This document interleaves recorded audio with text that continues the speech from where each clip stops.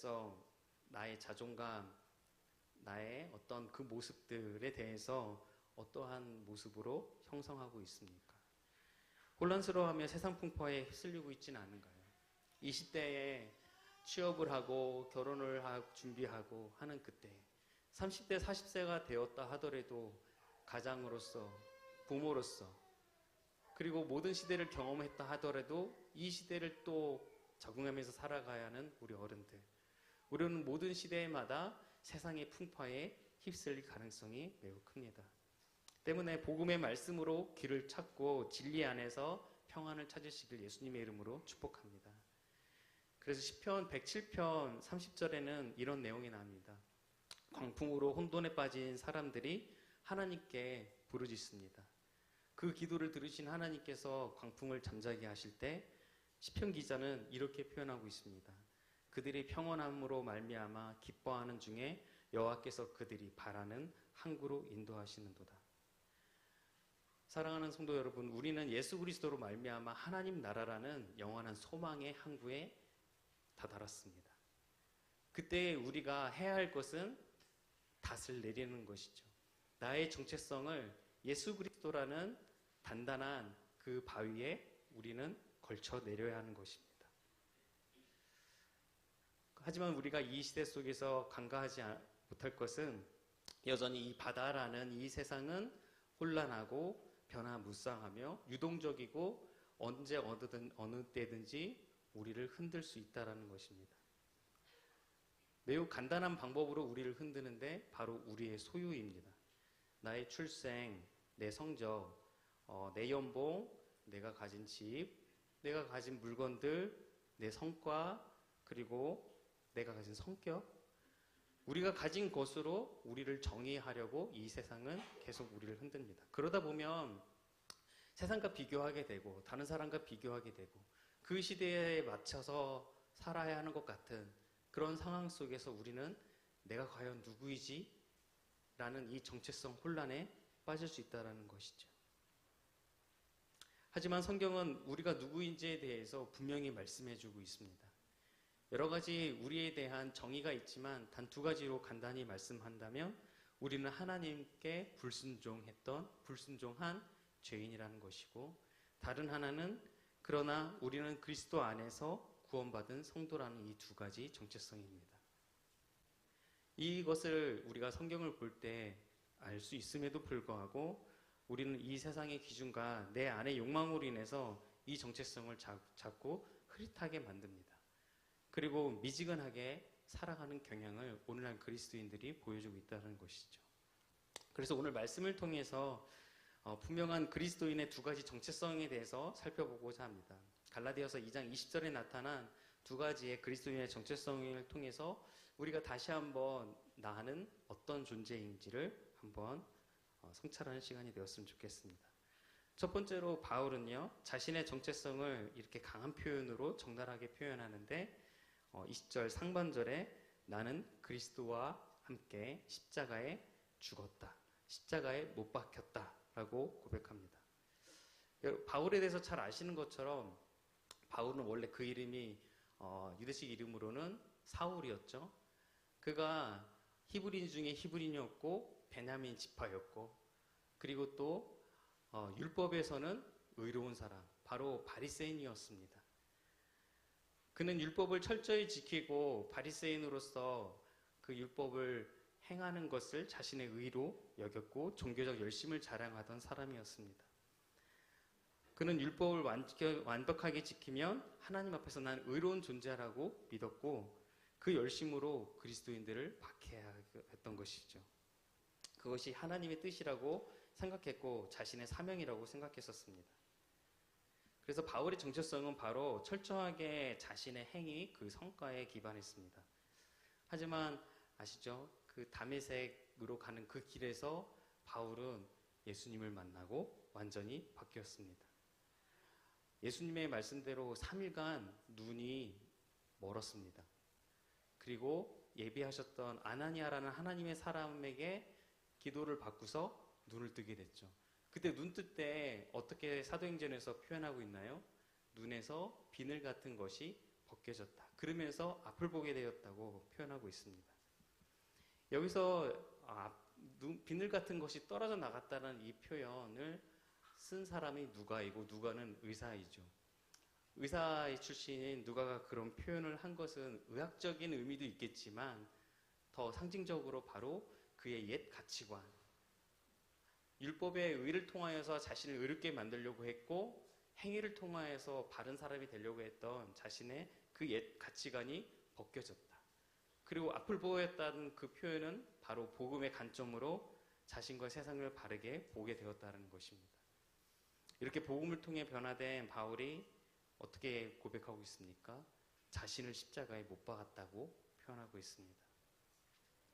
이 뜻은 바로 그 옛 자아, 눈꺼풀에 그 각막 같은 그 껍질이 벗겨져 나간 것처럼 그 옛 자아, 자신의 공로와 행위로 자신을 정의하려고 했던 옛 정체성이 예수님의 십자가에 같이 박혔다. 완전히 죽음을 의미하고 있습니다. 이것은 단순한 그냥 자포자기 상태라든가 절망의 상태를 표현하는 것이 아니라 나는 더 이상 죄와 율법의 지배를 받지 않는다. 나는 옛삶과 단절되었다라는 것을 말하고 있는 것입니다. 그렇습니다. 여기서 말한 바울의 십자가는 바로 자기 죽음입니다. 내 옛 자아가 죽은 자리에 있죠. 그래서 그리스도인의 첫 번째 정체성은 십자가에 못 박힌 정체성. 그 정체성은 바로 옛 정체성입니다. 우리에겐 정체성이 있는데 그 첫 번째 정체성은 바로 옛 정체성. 행위로 인하여서 자신을 증명하고 성과에 의해서 자기를 증명하려고 했던 율법으로 바르게 자신을 삼으려고 했던 바울의 그 옛 정체성이 옛 정체성입니다.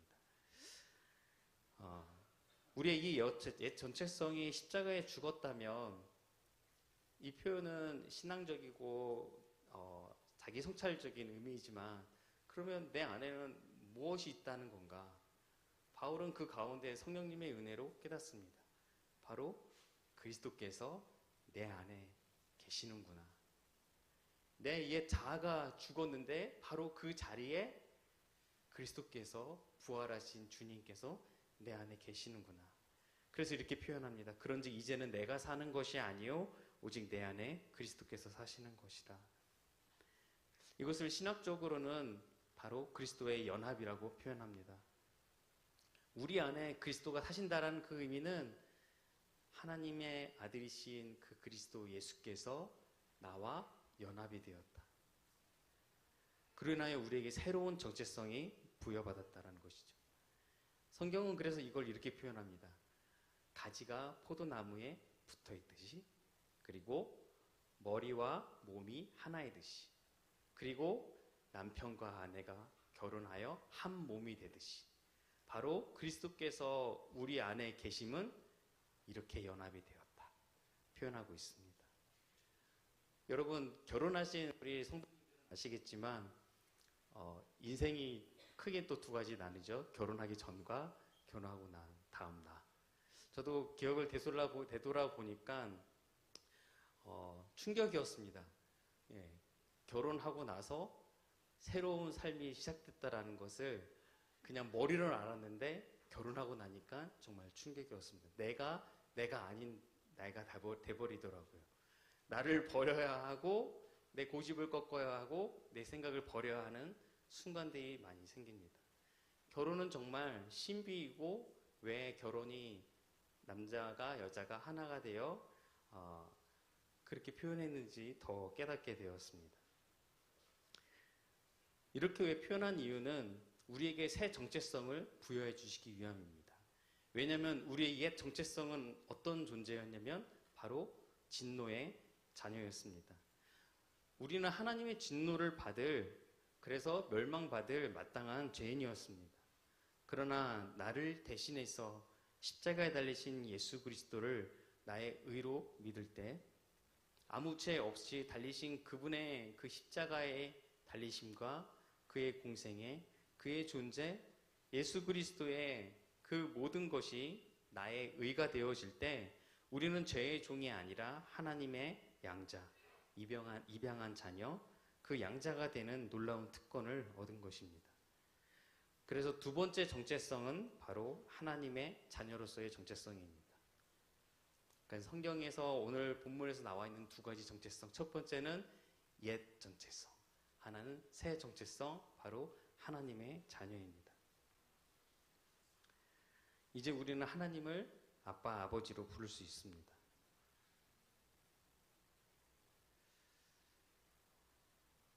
기억하시는 것처럼 탕자의 비유에서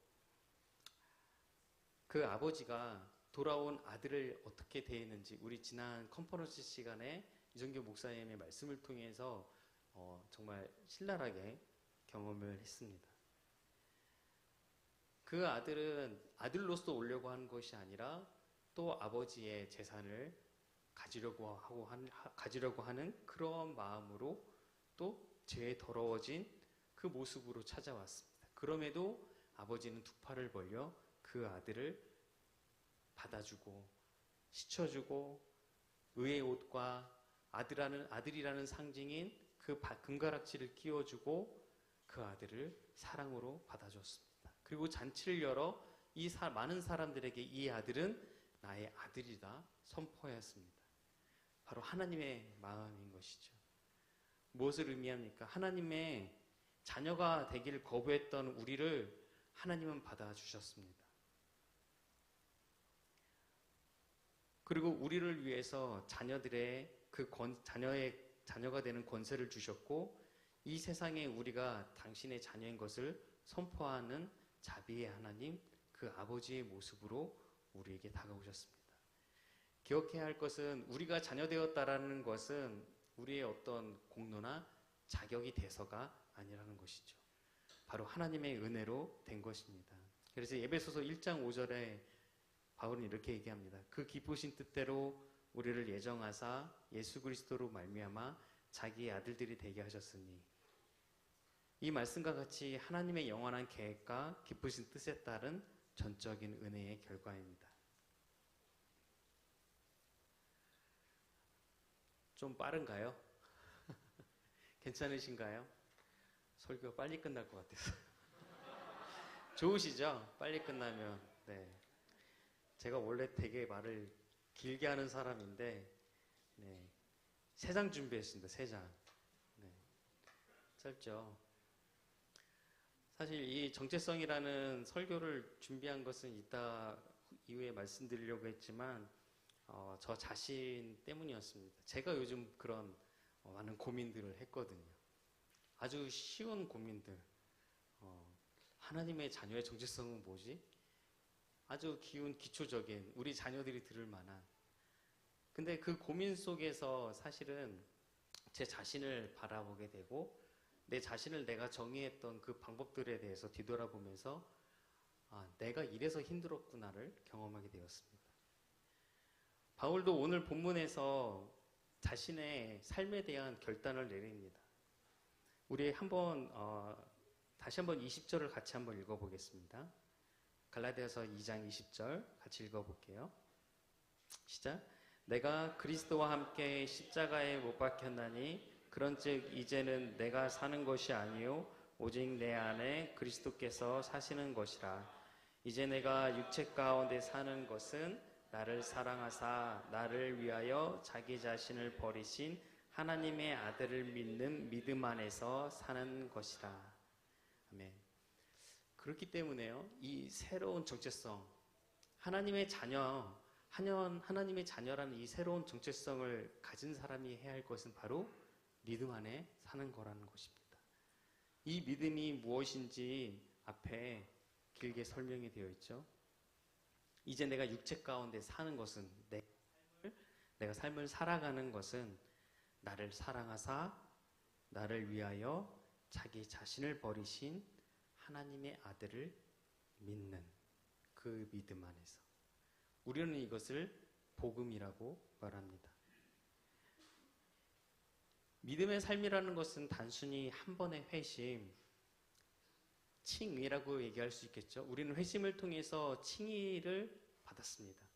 의롭다 여기심을 받았습니다. 바로 예수 그리스도의 그 십자가, 나를 위하여 죽으신 그 예수님을 나의 구원자로 받아들인다라는 나의 그 고백과 그 결단의 되어짐을 통해서 우리는 하나님께 칭의 받았습니다. 의롭다 칭함을 받았습니다. 하지만 그 이후에 우리가 걸어야 할 것은 바로 성화의 과정인 것이죠. 믿음의 삶이라는 것은 바로 이 회심 칭의로 끝나는 것이 아니라 매일매일 그리스도를 믿는 그 믿음 안에서 살아가는 과정이라는 것입니다. 우리는 하나님의 자녀라는 견고한 바닥에 그 바위에 우리의 정체성을 내려서 지금 험난한 바다를 견뎌내고 있습니다. 그렇기 때문에 세상 풍파는 여전히 있고 우리는 흔들릴 수 있습니다. 당연한 거라는 거죠. 사단은 끊임없이 우리의 정체성을 공격합니다. 세상은 우리가 다른 곳으로 다른 닷을 올려 다른 곳으로 정박하기 위해서 우리를 계속 유혹합니다. 여기가 더 좋아. 이곳이 더 나아. 이곳이 더 편해. 오늘 우리는 저와 여러분은 어떤 공격을 받고 있습니까? 어떤 정체성의 공격을 받고 있습니까? 어떤 세상의 소리로 인하여서 흔들리는 마음을 갖고 이 자리에 오셨습니까? 내가 시험에서 떨어질 때 혹은 성적이 뜻대로 나오지 않았을 때 우리는 나는 못났어. 나는 실패자야. 아, 나는 공부해도 안 되나 봐. 우리는 그렇게 자포자기하는 마음을 가질 때가 있습니다. SNS를 하다가 옛날에 사귀었던 옛날에 친구들을 보면서 잘 나가는 그 모습을 보면서 우리는 헐로우스를 확인하고 옛 사진들을 보면서 그 부러움을 계속 배가시킵니다. 그러면서 나는 지금 뭐하고 있지? 나는 왜 이 모양일까? 중요한 회사 프로젝트가 주어졌는데 그 성과가 좋지 않고 부장이나 사장님의 반응이 좋지 않습니다. 그럼 내 안에서 나는 무능력한가 봐. 난 자격이 없어. 하며 스스로를 자책하고 자신을 너무 구석으로 내몰진 않습니까? 이것은 비록 사회에서뿐만 아니라 가정에서 우리는 복음 중심으로 살아간다라고 자녀에게 인내와 그리고 사랑으로 복음을 가르쳐야 한다고 배웠지만 여전히 우리는 분노하고 있고 여전히 입에서 악독한 말이 나가는 내 자신을 볼 때에 우리는 넘어질 때도 있습니다.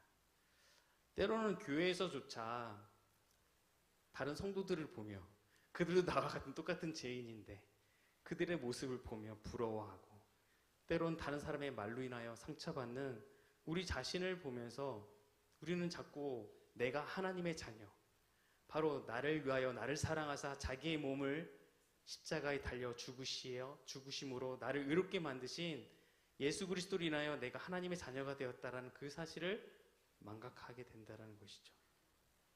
이런 세상의 고난과 고민이 반복될 때 우리는 그래서 나는 하나님의 자녀가 아닌가 봐. 하나님은 나에게 복을 주시는 게 맞아? 날 사랑하는 게 맞아? 의심하게 됩니다. 그때 기억하시길 바랍니다. 오늘 바울이 고백하는 것처럼 속지 마십시오. 우리의 옛 자아는 십자가에 달려왔습니다. 그리고 죽었습니다.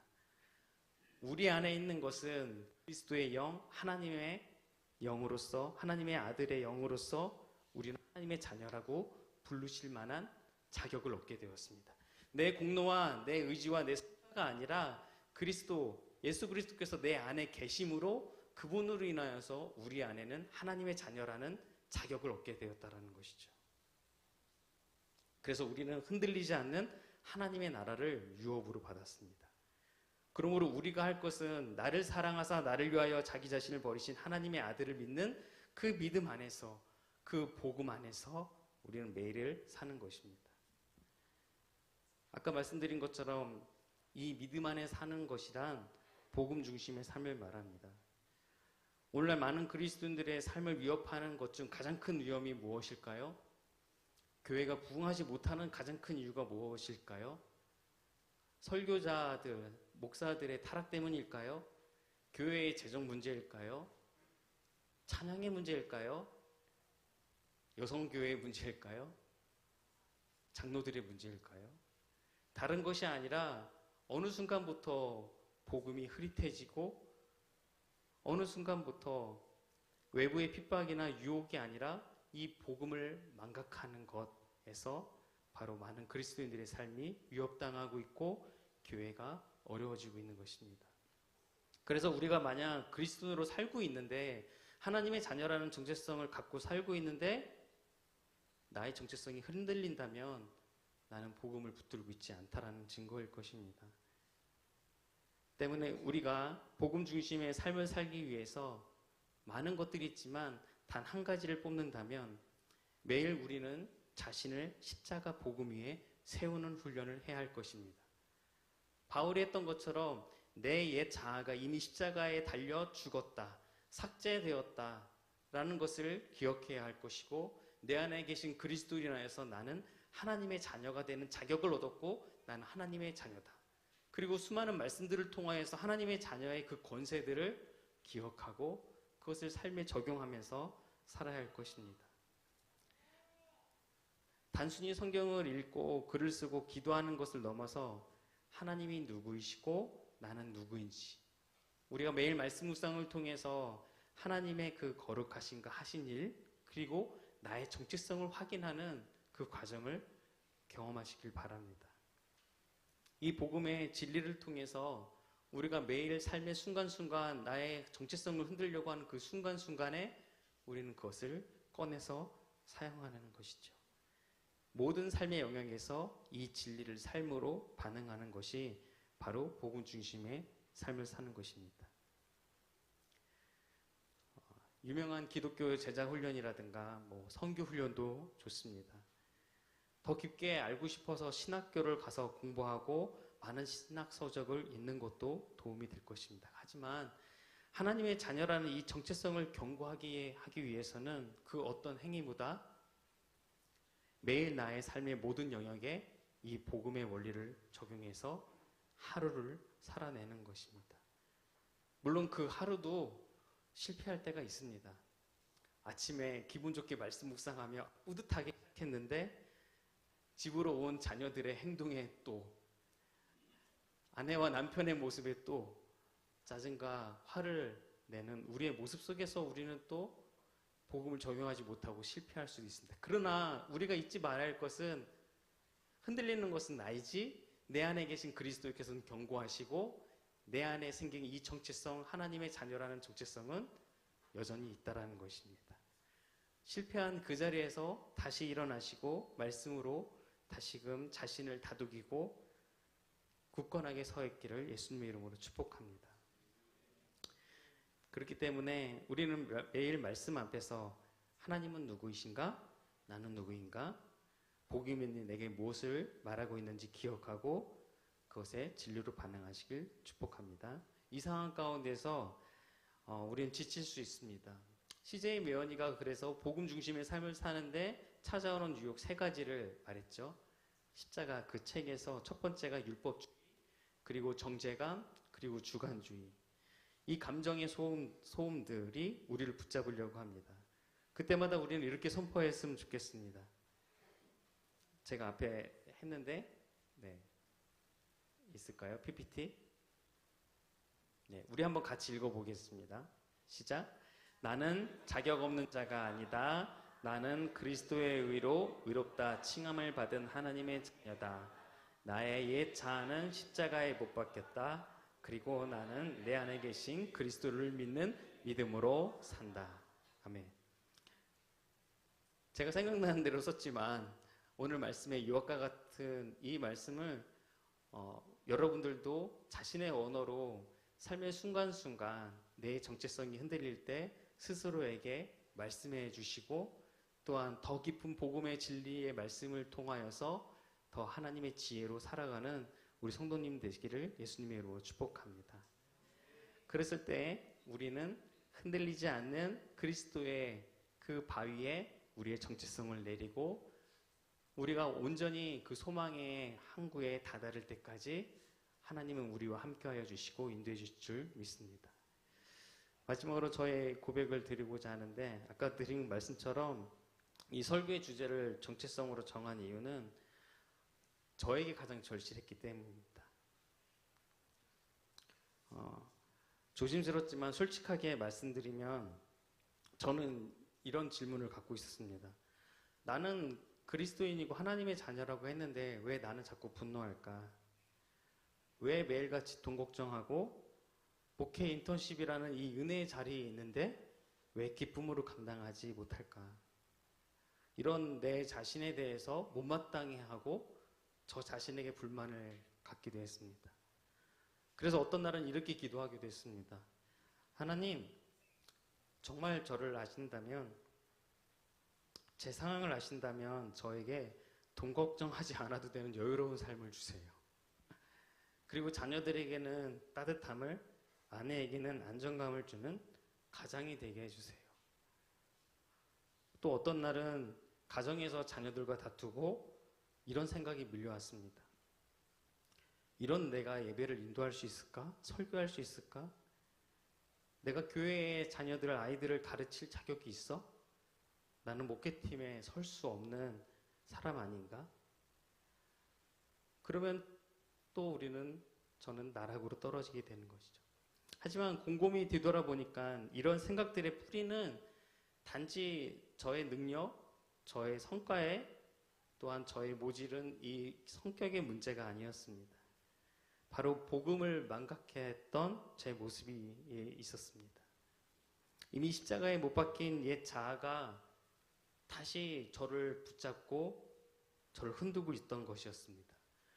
그러나 어느 날 운전하면서 찬양을 듣고 또 아내가 추천해준 찬양곡들을 들으면서 하나님의 자녀로서의 정체성을 말하는 그 찬양 속에서 위로를 받았습니다.